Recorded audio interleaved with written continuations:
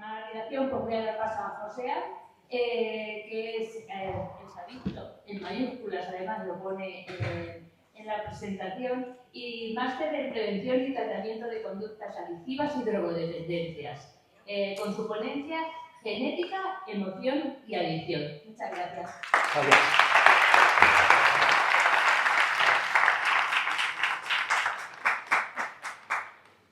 Bueno, buenos días o buenos mediodías. Quiero empezar dando las gracias a la asociación, a Lorenzo, a los que hemos tenido más cercanos aquí ayer y hoy, por el trato, por la acogida. Y se lo prometí a Lorenzo ayer y os voy a hacer honor a esa promesa, que muchas gracias por el planteamiento de que los fumadores que siguen consumiendo droga pues se vayan lo más lejos posible de las entradas de los eventos de rehabilitación en los que se supone que venimos para no consumirlas. Sobre todo porque hay que tener en cuenta que algunos de nosotros pues seguramente estamos ya más que tocados en algunas partes por ese humo que algunos todavía seguís consumiendo. Ojalá que lo podáis dejar pronto. Así que muchas gracias, porque en unas jornadas, en las primeras que yo asisto, un presidente de una asociación ha tenido lo que hay que tener para plantearlo con claridad, con la amabilidad que le caracteriza, y yo de verdad que se lo agradezco en el alma, porque salir de la puerta y no pegarte una bocanada de humo es importante. Lo que diferencia el tabaco de otras drogas, y no quiero empezar con el tema, es que si estuviera alguien en la puerta de la sala con una cerveza en la mano, a mí me impactaría visualmente. Puede que también, sin hacer con mucho, me impactara, porque podría oler el alcohol. Pero con el tabaco me impacta la visual, me impacta la olfativa, y además, si hay humo en el ambiente, también lo consumo. Y yo he consumido tabaco, por lo tanto, soy adicto a él. Y consumir una droga en contra de mi voluntad, pues es algo que no me gusta. Y que, por desgracia, en todas las convenciones y eventos, a ver si ya que tenemos aquí a la nueva presidenta de CARFE toma nota también del tema, para que en las convenciones se sugiera lo mismo, ¿no? Y supongo que estoy haciendo un montón de amigos ahora mismo en la sala, pero bueno, es algo que me caracteriza.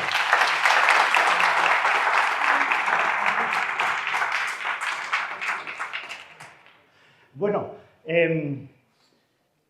yo no quería hablar de esto, pero tenéis un presidente que es muy convincente y me propuso hablar de este tema, y bueno, yo no tengo ningún problema en abordar ninguna situación que tenga que ver con las adicciones. Quiero hacer una referencia a Ángeles, porque nos conocemos de redes, y esos 4 ojillos que me siguen, que decía un manchego ilustre, pues porque lo que ha compartido conmigo y lo que ha compartido hoy aquí, a mí siempre me ha tocado mucho en lo más profundo. En las jornadas de Tarancón hubo A ver, yo ayer conocí a Javier. A Javier nos hemos visto un poquito por redes, muy poquito. Creo que él más a mí que yo a él. Hace bien, pues es más joven y que a los viejos pues no. Pero no habíamos hablado ni una palabra, creo que está por ahí él, no sé dónde está, ahí atrás. No habíamos cruzado una palabra hasta anoche que nos presentó Lorenzo y nos sentamos a cenar. Nada.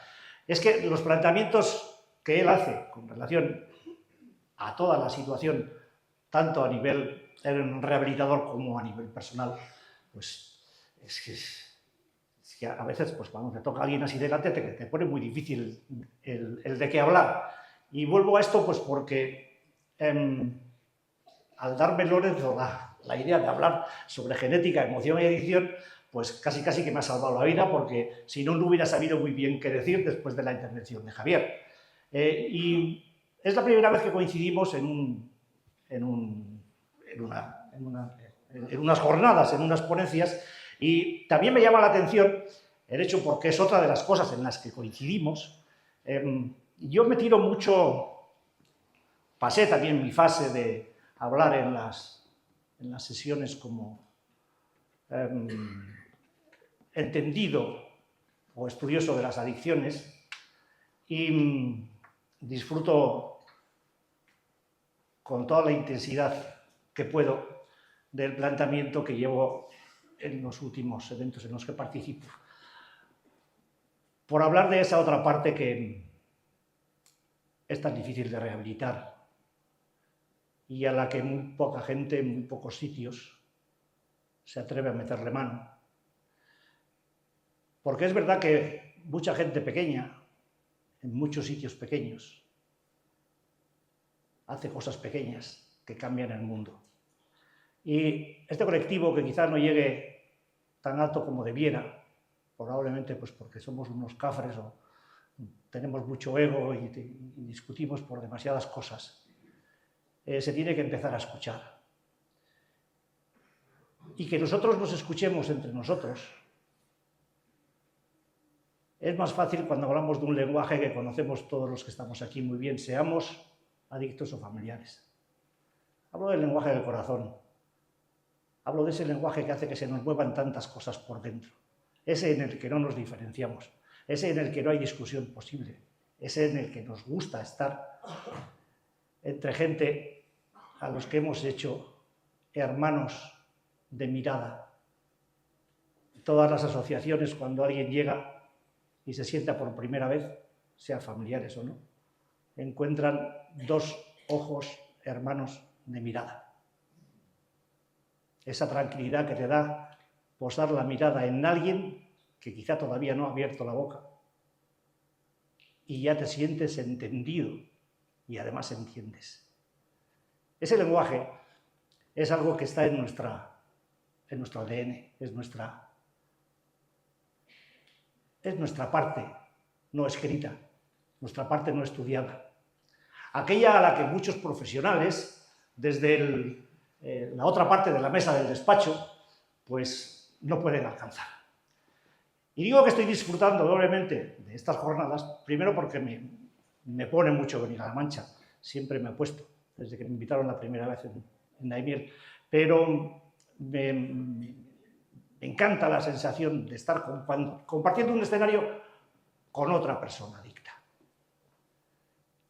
Utilizando ese lenguaje que él conoce, que yo conozco, que vosotros conocéis, más allá de una sesuda sesión de conocimiento científico a la que normalmente pues, la mayor parte de nosotros no llegamos. He estado en muchas ponencias, he estado en muchos congresos, en muchos sitios en los que mi escucha se ha mantenido por educación, por cortesía. Pero no me pedía el cuerpo seguir escuchando. A mí lo que me pedía el cuerpo es escuchar cosas como las que he escuchado en la primera ponencia, que hablan de unas realidades que yo vivo, que vivía y que viviré hasta que me muera. Y a mí lo que me pone en esta historia es escuchar a tres compañeros como los que escuché, decía antes en Tarancón, que sean capaces de transmitir desde la sencillez de un alcohólico a los testimonios importantes de familiares, que es justamente lo que ha pasado hoy aquí. El testimonio de Ángeles sin guión. Sí, cuando salen las cosas del alma no hace falta guiones. En los testimonios de las dos familiares. Somos como el caballo de Atila, por donde pasamos no crece la hierba. Pero después de toda la ruina, de todo el desastre, de todo el daño, de todo el dolor, ¿ves una sala llena de miradas, de gente que quiere? ¿Qué queréis? Antes os ha pedido Javier que tengáis mente abierta. Pues yo, por llevarle lo contrario, os voy a pedir otra cosa. Que tengáis el corazón abierto. Que os permitáis sentir. Y sentiréis. Vais a sentir. Pero antes, para cumplir la promesa que dice a Lorenzo, pues vamos a hablar un poco de genética, emoción y adicción. Vais a ver cosas que habéis visto antes, pues porque la ciencia es la ciencia y cuando no hablamos de cosas que no sean científicas, pues es normal que nos encontremos. Yo os voy a poner un caso gráfico, el caso de dos amigas de la infancia que desde pequeñas siempre se han mantenido muy unidas, que siempre han querido vivir cerca, que salir juntas, compartir vacaciones, compartir la vida de la manera más próxima posible. Los fines de semana cenamos hoy en tu casa, mañana cenamos en el fin de semana que viene en la mía, etc. Cada día 1 hora de teléfono, pues porque se tienen que contar muchísimas cosas. Y se van criando pues, en una zona más o menos protegida, en un mismo entorno, del mismo barrio, frecuentan las mismas amistades, fueron al mismo colegio, a la misma clase, escuchan la misma música, comparten vestuario, prácticamente respiran el mismo aire. Y pues si esto fuera poco, pues presentan un aspecto físico, parecido físico tan sorprendente que las toman hasta por hermanas. Bueno, cuando entran en la... No me he equivocado, lo de aborrescencia es un apelativo cariñoso de la adolescencia. Bien, cuando entraron en la edad adulta, pues se produjo un punto de inflexión en la relación de las dos amigas. Empezaron ambas a tontear pues, con sustancias, como casi todos los adolescentes de este país en cualquier parte, ¿no? Y una tuvo una mala experiencia, una muy mala experiencia con una sustancia y lo dejó. Y la otra no. La otra no lo dejó. La otra siguió consumiendo y su deriva pues, le llevó a aterrizar en centros de internamiento y de rehabilitación con las visitas pues, cada vez menos frecuentes de su amiga del alma, pues porque bueno, la vida avanza y vamos evolucionando, vamos cambiando y nos encontramos ya de otra manera.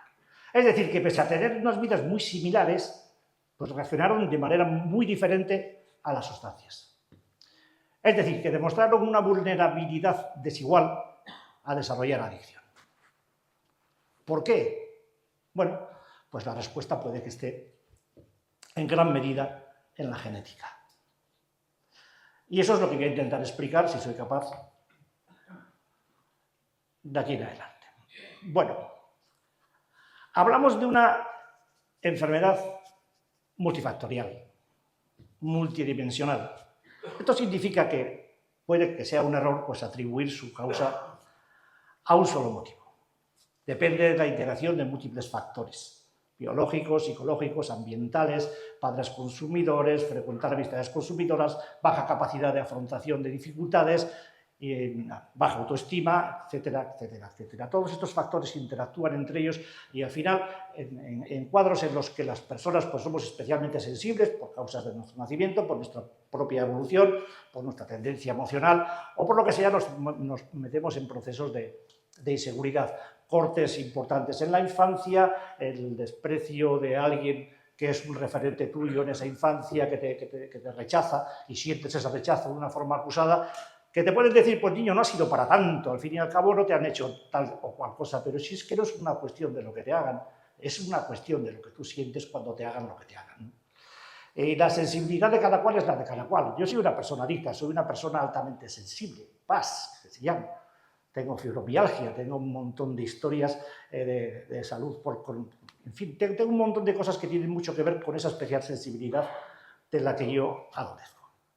Bueno, dicho esto, las investigaciones que hay alrededor de todo el proceso de genética dan un papel muy destacado a la probabilidad de la genética, a la influencia, perdón, de la genética en el desarrollo de la adicción. Igual soy capaz de mover esto o igual no soy capaz.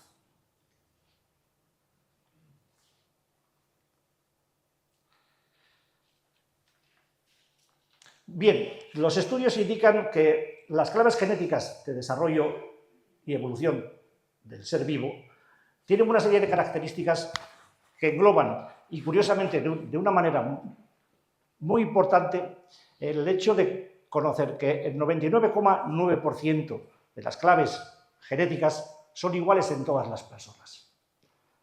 Solamente hay una pequeña diferencia en todo este proceso que es un 0,1%. En ese 0,1% está la clave diferencial de todo lo que nos ocurre. Ese porcentaje determina las diferencias entre las personas Y ahí se encuentra la disposición a desarrollar adicción o no. Los estudios diferencian un poco en cuanto a la incidencia porcentual de estos procesos en el desarrollo de la adicción. Hay estudios que marcan entre un 56%, un 57% la carga genética que pesa sobre una persona para que desarrolle la enfermedad. Esto viene a significar que una persona cuya madre o padre tenga problemas de adicción, pues tiene hasta un 50% de media de probabilidades de desarrollar la enfermedad. Pero si además de tener esa carga genética, ese componente genético en su ADN, presenta dificultades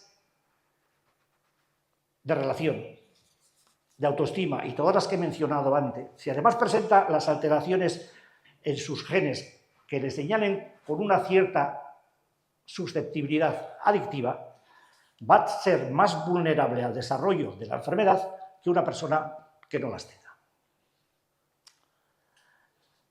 Es decir, que las personas que nacemos con una carga genética, y yo la tengo porque mi padre era alcohólico, mi abuelo era alcohólico y mi bisabuelo fue alcohólico, aunque en aquellos tiempos no se determinaba que eso fuera esa enfermedad, pero bueno, digamos que mi bisabuelo y mi abuelo eran unos borrachos y mi padre pues era un alcohólico que murió por culpa de su alcoholismo, por demencia alcohólica, ¿no? Entonces, la carga genética que llevo yo en mi ADN pues es significativa.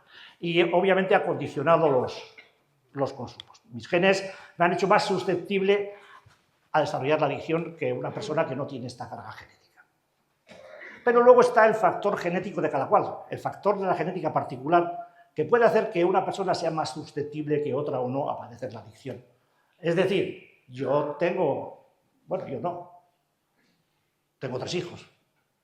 Mi mujer tiene 3 hijos, en los que se supone que yo tenía una buena parte de culpa. Yo no tengo constancia ninguna de que mis 3 hijos padezcan la enfermedad. La carga genética es más que evidente, su ascendencia está marcadamente clara. De hecho, da que pensar que no deberían de tener escapatoria si prueban cualquier tipo de sustancia adictiva. Pero mi chaval mayor pues toma alguna caña. Bueno, mi chaval tenía 40 años, es mayor que alguno de vosotros. El pequeño es un deportista, ciclista, pero que también se toma alguna gallina de vez en cuando. Y la pequeña, que tiene 29, va a hacer 29 el día 24 de este mes, pues no prueba ningún tipo de sustancia. Pero tengo una nieta de 7 años que no se parece en nada a ninguno de mis 3 hijos. De carácter, de comportamiento, no se parece a ninguno de los 3. Se parece a mí, joder. Se parece a mí. Es caprichosa, malhumorada, siempre está enfadada, es cortoplacista, todo lo necesita para ayer, todo tiene que ser inmediato, y sus padres pues se lo dan. Y yo a mi hijo, porque con la mujer de mi hijo pues no, bueno, es que yo soy borrarito. Y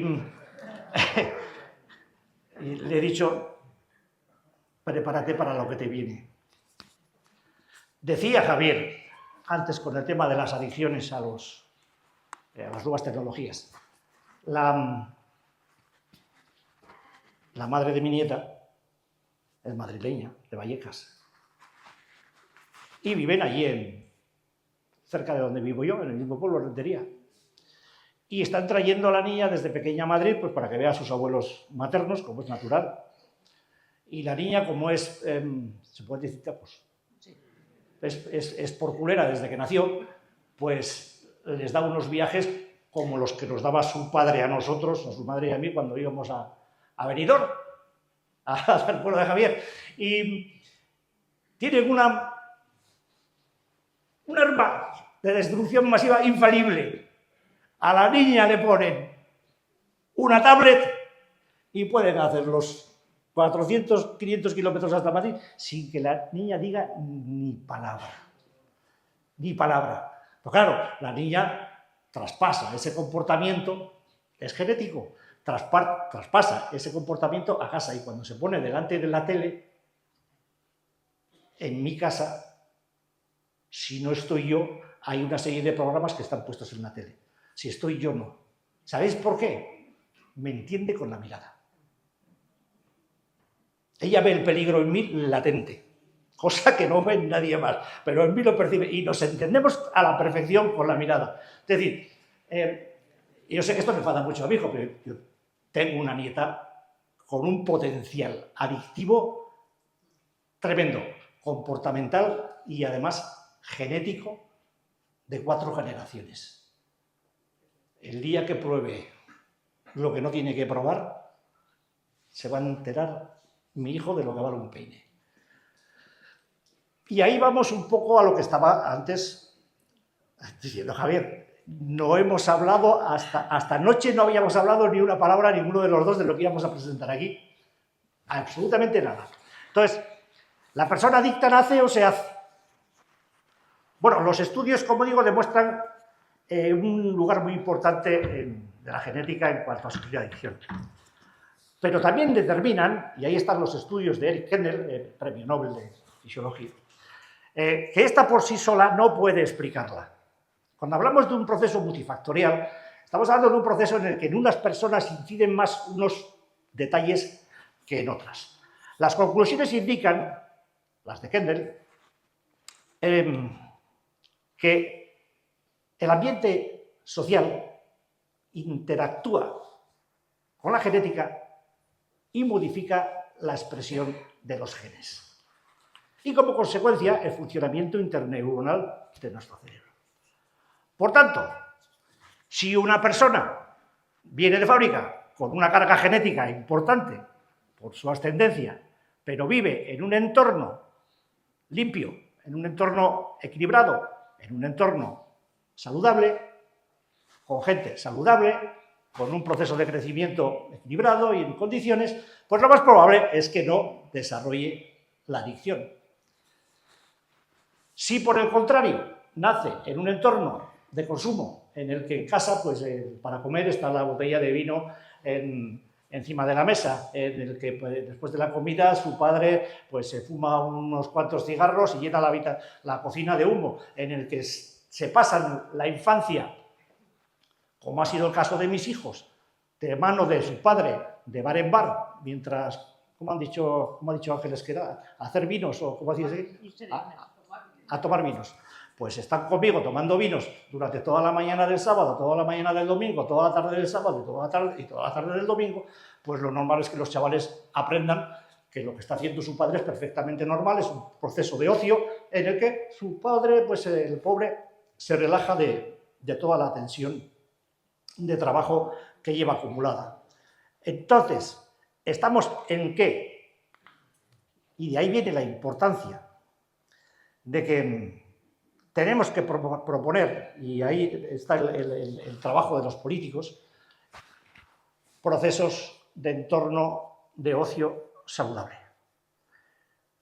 Porque eso, según los estudios del premio Nobel, indican que se puede hacer cambiar todos los procesos. Fijaos, me estoy acordando, el plan islandés de rehabilitación de adicciones marca una línea, señala una línea a seguir importantísima en cuanto a que en los últimos 16-20 años han conseguido bajar la tasa de alcoholismo en la isla de una manera vertical. Es importantísimo el cambio que han hecho. ¿Cómo lo han hecho? Me consta que el Ayuntamiento de Tarragona lo ha puesto esto en marcha, ya se ha funcionado muy bien. De hecho, lo han exportado a países de Sudamérica, cambiando el entorno de consumo, proponiendo medidas drásticas de control sobre los chavales. En Islandia se propuso que durante el verano no pudiera estar ningún chaval adolescente fuera de su casa más allá de las 12 de la noche. En invierno, para las 10 tienen que estar todos en casa. Los responsables de que esos chavales hagan lo que tienen que hacer son sus padres. Si no cumplen con lo establecido, hay sanciones importantes para ellos, porque parece que es la única forma que tenemos de aprender. Pero ¿qué han hecho además de lo meramente restrictivo? Proporcionar elementos de ocio de calidad. Es decir, Yo sé que Islandia no es una potencia futbolera como España, no vamos a compararlo, pero si los chavales están entrenando, en los entrenamientos de fútbol de los chavales les mandan a jugadores de fútbol profesional o semiprofesional de su isla. Gente que ya esté en un entorno deportivo desarrollado. Si les gusta la música, les meten a músicos de calidad con ellos para que ensayen y les dirijan los ensayos y les motiven con interpretaciones puntuales de lo bien que se puede llegar a hacer. Es decir, la motivación en cuanto a elementos de ocio lejanos del consumo da unos resultados espectaculares. Estamos bajando, no quiero decir el porcentaje porque seguramente me equivoco, de una bajada importantísima del consumo en cuestión de 20 años. Pero claro, podemos ser tan largoplacistas como para que las autoridades se atrevan a meterse en un proceso de tal característica. Claro, es que España es una tierra de cultura vitivinícola.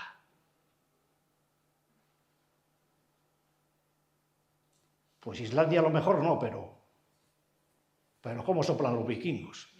O sea, esto es un poco como lo queramos situar. Yo entiendo que a mí me enseñaron que la gente que pueda beber, que beba, que la gente que pueda fumar, que fume, que la gente que pueda esnifar, no, eso no me lo enseñaron.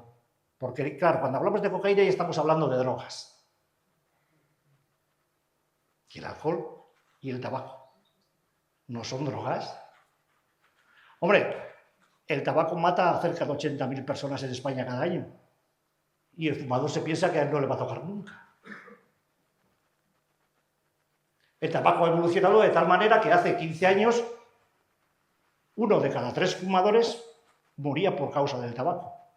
Actualmente, por aquello que le meten al tabaco, que está muy lejos de conocerse por los servicios sanitarios de los países, porque los químicos de las tabaqueras van como 12 años por delante de los químicos de salud pública, la cifra ha cambiado al hecho de que 1 de cada 2 fumadores fallecerá por causa del tabaco. Ahora, si estáis 2 que fuméis, miraos el uno al otro a ver cuál de los 2 es el que la va a cascar antes. Eso es lo que dicen los números.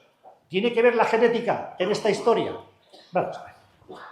Bueno, tenemos que considerar en toda esta historia que, aparte del problema adictivo, con la situación del desarrollo genético, se puede producir en algunas personas, y en algunas personas se produce, como nosotros, un síndrome de déficit de recompensa. Síndrome de déficit de recompensa es una situación por la cual algunas personas generamos menos dopamina en nuestro sistema nervioso de la que genera una persona no adicta. Por lo tanto, hay muchas cosas que nos satisfacen mucho menos de lo que deberían satisfacer o de lo que satisfacen a una persona normal. Esto se puede ver gráficamente cuando una persona no adicta, no alcohólica, por ejemplo, pues va a un bar a tomarse una caña y qué expectativa lleva esa persona cuando se va a tomar esa caña. Y normalmente su expectativa es la de alguien que se va a tomar una caña sin más pretensiones que refrescarse un poco el gaznate y después irse a su casa y como mucho tomarse otra caña con tranquilidad. Pero la expectativa de alguien como yo, de un alcohólico, no era la de tomarme una caña. Mi expectativa era que tomarme esa caña me iba a quitar todas las tensiones bárbaras que llevaba acumuladas durante el día. Yo iba sediento de caña, pero no de una que iba a multiplicarse, es decir, mi expectativa de recompensa con relación a lo que me iba a tomar desbancaba totalmente la expectativa de consecuencia de lo que iba a venir después. Creo que esas diferencias marcan mucho todo nuestro sistema nervioso en cuanto a la percepción del problema. Por otro lado, y últimamente los estudios marcan mucho, el sistema de... Hay una producción anormal de péptidos opioides, que son unas sustancias que genera nuestro cerebro, y de los receptores que las tendrían que gestionar, que incapacita en muchos casos el hecho de que podamos disfrutar de determinadas situaciones de vida normales. El ver un partido, el ver algo que te satisfaga o que te llene plenamente. De hecho, seguramente a muchos de vosotros os costará mucho trabajo ver un partido de fútbol entero, pues porque de otras cosas ya en vez de jugar a fútbol, pues parece que juegan a no sé qué. Pero bueno, al margen de eso, se decrece mucho en intensidad de todo tipo con relación al disfrute. Una persona que tiene esa incapacidad genética de disfrute, cuando prueba una sustancia que eleve, que levante sus niveles de dopamina o que sus receptores opioides se encuentren tan satisfechos que le digan necesito más, lo va a hacer. Y ahí caemos en la trampa de la dopamina, en la trampa de los receptores, en la trampa de la genética sin más solución, porque seguramente una persona que en condiciones normales tenga unos niveles de dopamina de 5 y esté disfrutando de un escaño, o de un paseo con un amigo, o de una charla amistosa, o de una conferencia como esta, aunque tenga sueño, pues seguramente se va a encontrar con que algo que le guste mucho va a elevar sus niveles de dopamina de 5 a 6 o 7 puntos. Pero una persona con síndrome de déficit de dopamina, con síndrome de déficit de recompensa, que normalmente se desenvuelve en unos niveles de 2-3 de dopamina en su cerebro, cuando pruebe la sustancia, sobre todo si encuentra la sustancia o la conducta que va plenamente con ella, va a padecer un disparo de dopamina que le va a subir hasta el 6 o al 7 o al 8. Y eso celularmente es un impacto brutal. El surco de la adicción se hace con ese primer disparo de dopamina. Ese puntito inicial que todos recordamos con nuestros primeros consumos, que ya no va a volver a aparecer, porque ese punto no se volverá a repetir nunca. Pero deja una marca indeleble en nuestro cerebro. Eso no desaparecerá. La memoria celular va a guardar como fiel testigo ese punto de recompensa. En segundo lugar, cabe decir que, como ha explicado antes Javier, con la adicción se nace, en algunos casos, pero también, debido a su multifactorialidad, pues se puede determinar qué se hace. ¿Cómo? ¿Por qué? Pues según las condiciones personales de vida, según las experiencias que se han vivido. Es decir, que dos personas con la misma clave genética que los torna vulnerables a una sustancia pueden seguir caminos muy dispares en cuanto a desarrollar la adicción si crecen en un entorno de consumo o no. Y sigo incidiendo en los estudios de Eric Kendall. Porque claro, cuando hablamos de ocio, estamos hablando de... Es lo primero que viene a la... Es que es lo primero que aparece. Y es que no entra en ningún cuadro de diversión una fiesta, una feria o algo donde no esté presente el consumo de drogas, legales o ilegales. Antes estábamos hablando de alcohol, tabaco, como drogas legales, pero es que hoy día cualquier persona de menos de 35 o 40 que salga de fiesta no sale sin una bolsita de polvos en el bolsillo, bien sea speed o bien sea cocaína. ¿Ves? Se está normalizando de una manera brutal el hecho de consumir las drogas ilegales. ¿Podríamos entrar en las características de legalidad o no de las sustancias? ¿Y por qué?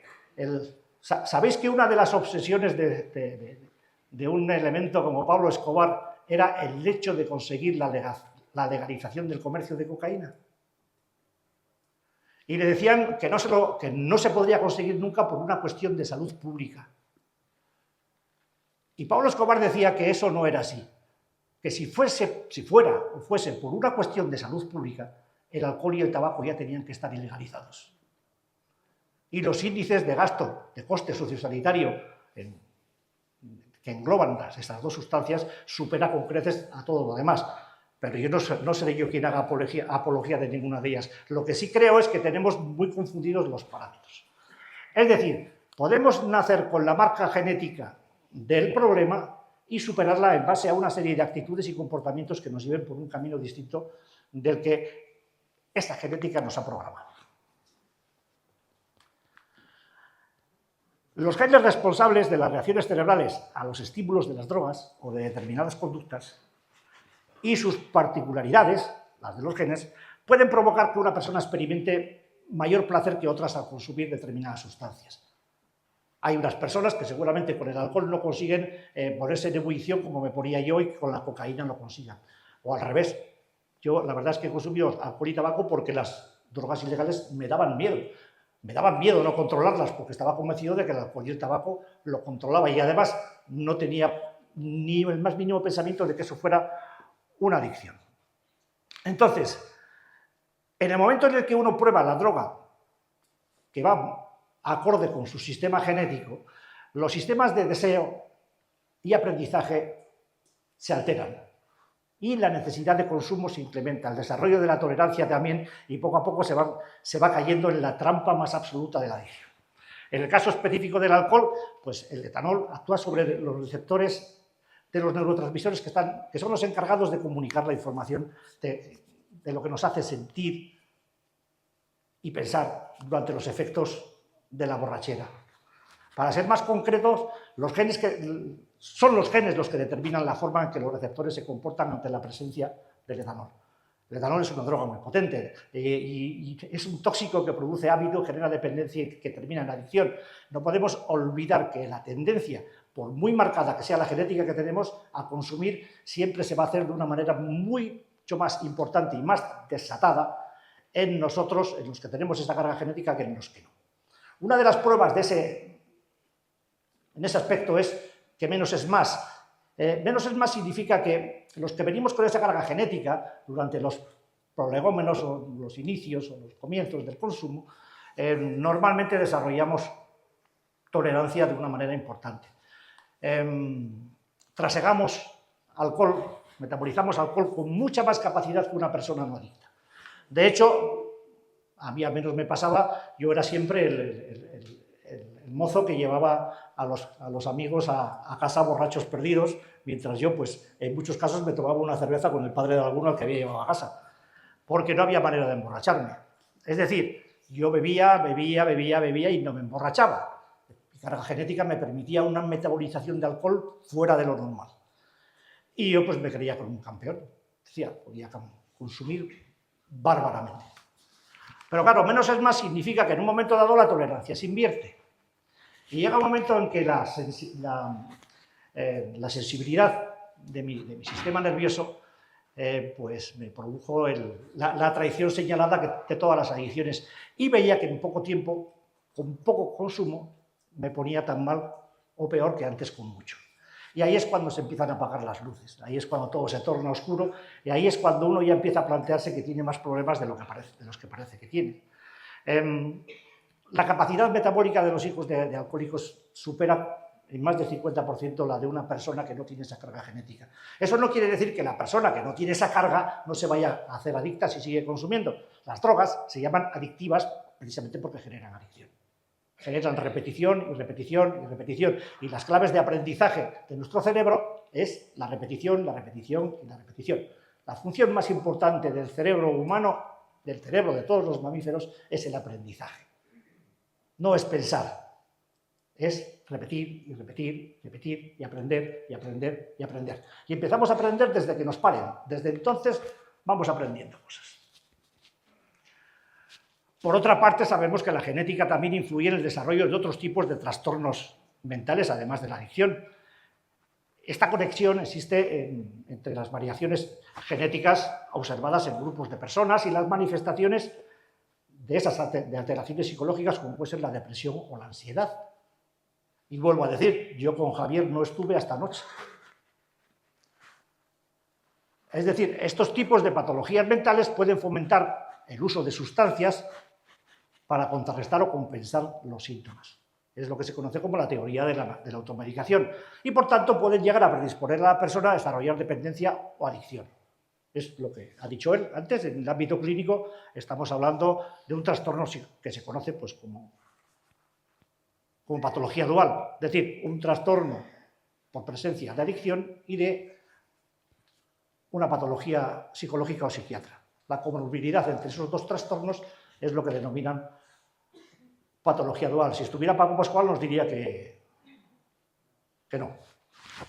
Pero bueno, para que nos entendamos, pues saber que las diferentes tecnologías y métodos de estudio pues, buscan identificar mediante la conexión entre las pequeñas variaciones de ADN, que suelen ser a veces de una sola letra, la presencia de enfermedades, no solamente como la adicción, también la de la diabetes o el cáncer. Los estudios se están incrementando en ese aspecto. Con todo, como ya se ha dicho, la genética por sí sola nunca determinará que una persona sea adicta. Siempre intervendrán en el desarrollo de la adicción factores propios de la personalidad y del ambiente. Por eso se le atribuye tanta importancia al entorno.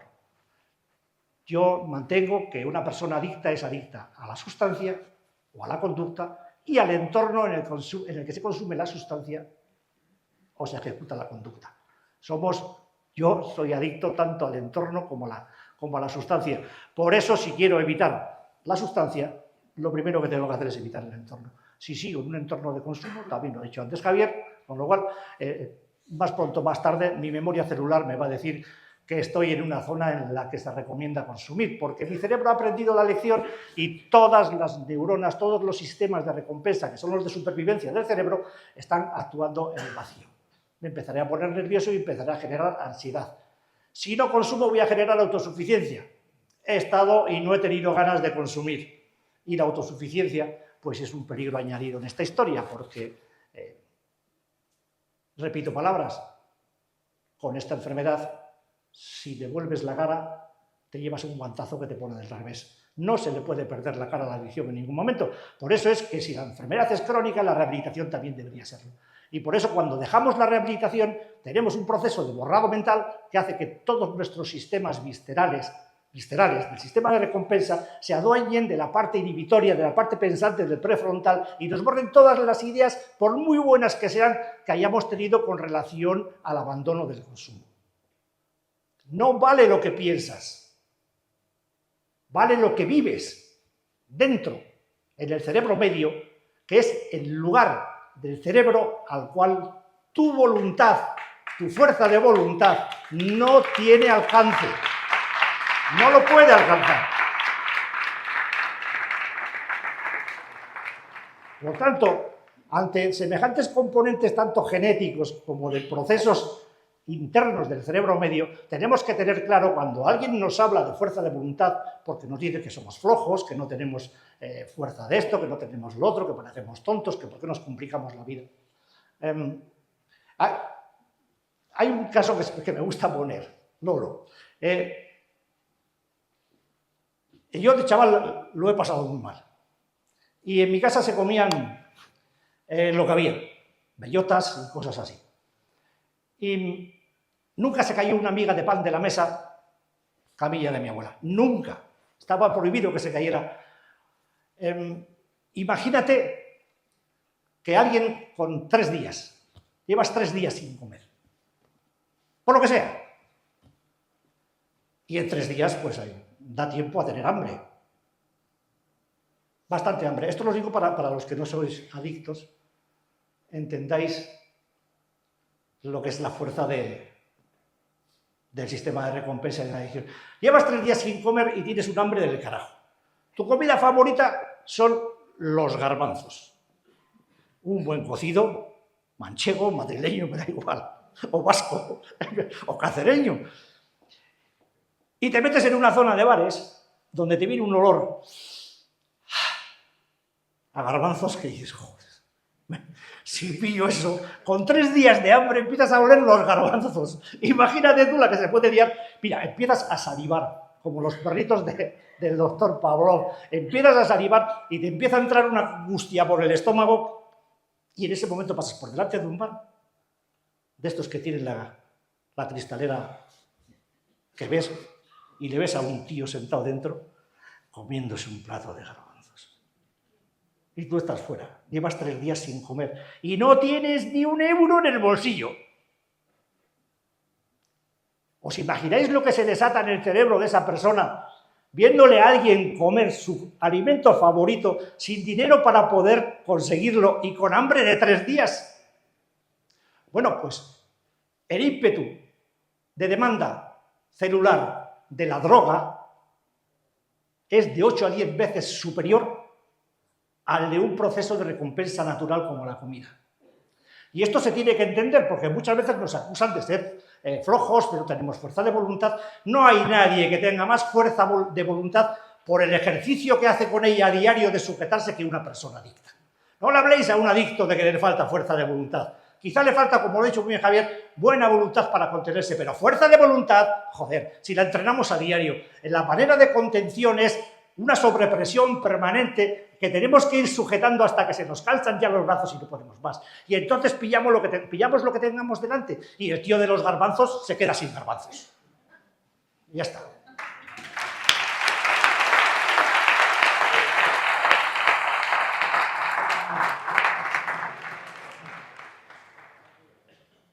Bueno, es cierto que convivir en una familia donde hay un problema de adicción, bien sea pues a lo mejor el padre o la madre o ambos o un hermano mayor, pues contribuye o puede contribuir de una manera muy importante a desarrollar la enfermedad, ¿no? Pero es igualmente cierto, y hay que decirlo, que críos que se han desarrollado en una familia una familia adictiva, en una familia patológica de estas características, no solo no han caído en la enfermedad, sino que se han desvinculado de ella y han sido capaces de desarrollar unos cuadros de psicología, una psicología muy asentada, chavales con una madurez seguramente prematura por culpa del comportamiento de los padres, y se han convertido en unos ejemplos de moderación. Y me quiero acordar, en mi caso, pues de los hijos de las personas en rehabilitación que hacen su proceso de rehabilitación como familiares. Y ves ejemplos de chavales y de chavalas con una madurez y un equilibrio que da envidia, ¿no? Pero bueno, también puede pasar lo contrario, que vayan hacia adelante y se lo lleven todo por delante, ¿no? Y que luego los padres, cuando los recuperamos, veamos que nuestros hijos van cayendo. Y nos va a costar mucho trabajo sustraernos a la idea de llevar adelante todo lo que sabemos y hemos aprendido durante la rehabilitación. Vemos a los familiares cómo se desenvuelven en el entorno, cómo se comportan con nosotros cuando estamos en activo, y cuando nos toca a nosotros ser los recuperados y los que tenemos que sujetar a alguno de nuestros familiares, se nos caen todas las teorías. Se nos caen todas las teorías, porque la ración de amor duro que se requiere para sujetar en la teoría va muy bien, pero en la práctica, de ahí el valor de la familia, que sabe dar una ración de amor duro y sujetar porque nos ayuda a salir. El tema es, ¿lo haríamos nosotros también o no lo haríamos? Quizá nos convenga saber que hay otro cuadro en estos parámetros, que es la epigenética. La epigenética es una disciplina que estudia los cambios que se producen en la expresión de los genes como consecuencia del entorno. Es decir, que la genética nos viene de fábrica, pero que ésta se puede variar con lo que vivimos, con lo que aprendemos, con lo que hacemos y con el entorno en el que nos desarrollamos. Es muy importante tener claro que todos los estudios de Eric Kendall marcan claramente esta situación. Se pueden cambiar las cosas. Modificaciones generadas por la frecuentación de diferentes ambientes influyen en la información que conforma el ADN y se pueden transmitir a la descendencia. Son cambios provocados desde fuera, pero que influyen en el comportamiento y también en el riesgo de los hijos de padecer adicción o no. En este sentido, pues si una persona fuma, pues afecta el nivel de producción de proteínas cerebrales, tanto de dopamina como norepinefrina, es decir, los procesos de placer y alerta que intervienen en esa adicción, y pueden modificar la información correspondiente a su ADN. Con el tiempo, si tiene hijos, pues quizás hereden esa información genética modulada, cambiada por la persona y que por tanto pues nazcan con mayor predisposición a desarrollar la adicción. Por tanto, y para concluir este trocito, no sé cómo voy de tiempo, 10 minutitos. Como veis ahí, la genética per se no determina que una persona sea adicta. Y aquí es donde se bifurcan los caminos. Esta mañana de domingo, en La Mancha,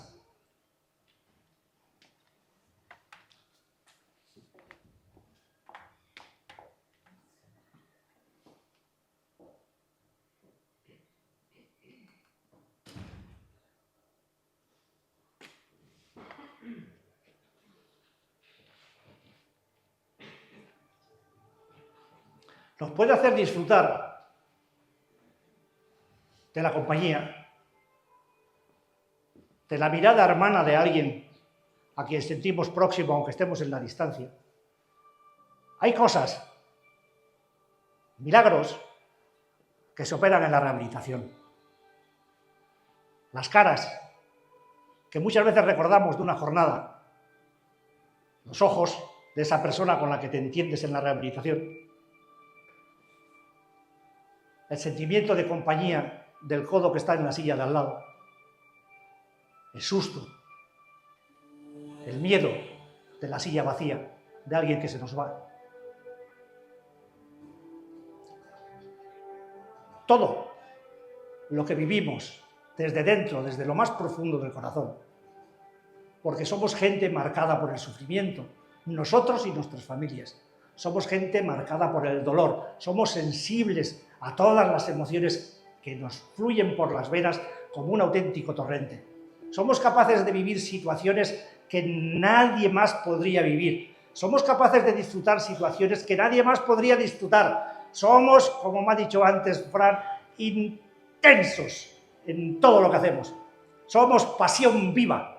Y tendremos que seguir siendo pasión viva hasta el final de nuestros días y que no decaiga nunca esa pasión, porque es lo que nos da muestra de ser un colectivo absolutamente inigualable. Muchas gracias.